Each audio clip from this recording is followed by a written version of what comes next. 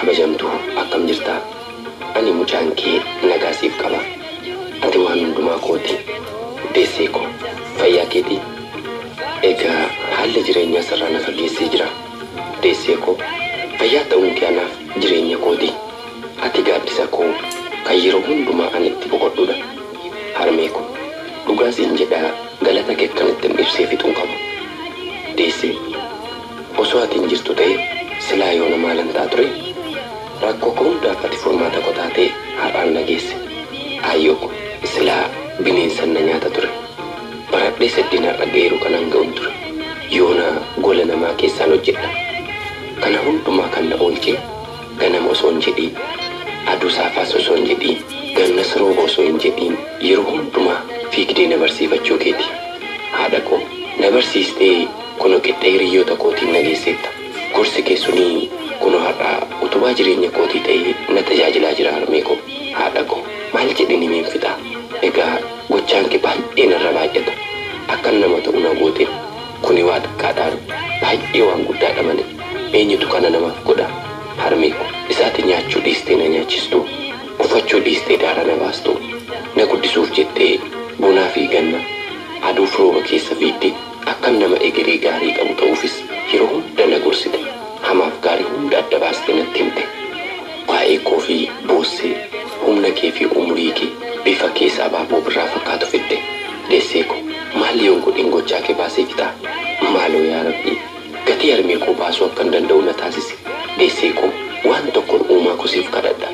umurii irratti umurii ulfina irratti ulfina kabajaaf jaalala waaqni guddaa akkasiif kennu lafa kanarraan man jirutti dhukkuba kee dhaba kee gadda kee hamtuu kee tokkollee nan dhageessisin ija koonis rakkoo kee tokkollee rabbi nan argisiisin deessee koo naaf jabaadhu rabbii keessa kee qulqullummaa kee ilaalees gargaara deessee koo eega maal yoon jedheyyuu gatii kee baasee fixuu hin danda'u haalli jireenya sirraa na fageesseera homaa miti fayyaa naa jiraatu deessee koo waliin jiraanna abdii jedhuun qaba hawwiin kosse waliin jiraachuudha kafana qaama koo kabajaaf jaalala guddaan siif qaba deessee koo waa tokko waan siin jedhuun qabu mee walaloo xiqqoo ishee kanan armaan gaditti qalamni kunaaf bulgaafatte naaf dhaggeeffadhu harmee harma dachaa situ naaf qorichaa na tarkaanfachiiftee meeqantaan argichaa tokkollee siin caalu egaa rab tokkichaa galalgee hedduu een danda'ee galchaa umurii siif haalaatu fayyaa waliin dachaa umurii siif haalaatu fayyaa waliin dachaa gudeetoo jiraadhu umurii dheeradhu mataan sin dhukkubiin fayyaa hammaarradhu gaaddisa galgalaa haasteessifadhu gaaddisa galgalaa haasteessifadhu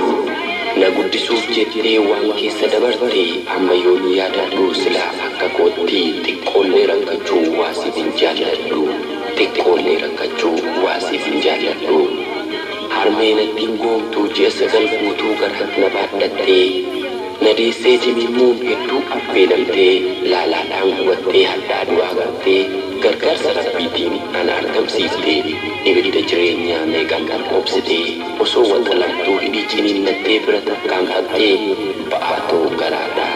daddabarfattee halkanii fi guyyaa rooba caama keessaa oliif gadi ceetee dhoqqee dhoqqee dhiittee mukaaf citaa irra anaaf jecha baatee deebitee beeloytee daartis addaartee fuulaaf tattee dibdeena uffiftee dhiiteen irraa hidhee hedduu na boonsitee harmee koo ana malees meeqa bakka dhiiraa dhaabdee osoo gaarii feetii lubbuutee adabdee midhaanii fi bishaan dheetirraa agabdee qaama kee gurguddee waattee agalabdee humna tantee maraa kanarratti dhabdee galchuutiis inumaa sammuudhaanuu yaadee abbaan fedhe fixuu galanni kee guddaa harmee koo jiraadhu birraatu getaachoo yuunivarsiitii jimmaarraa deessee koo baay'ee kanan jaalladhu ayyana jirrana godina wallagabaa anaan dhugumbaa ganda qortuu lagoota argamtuuf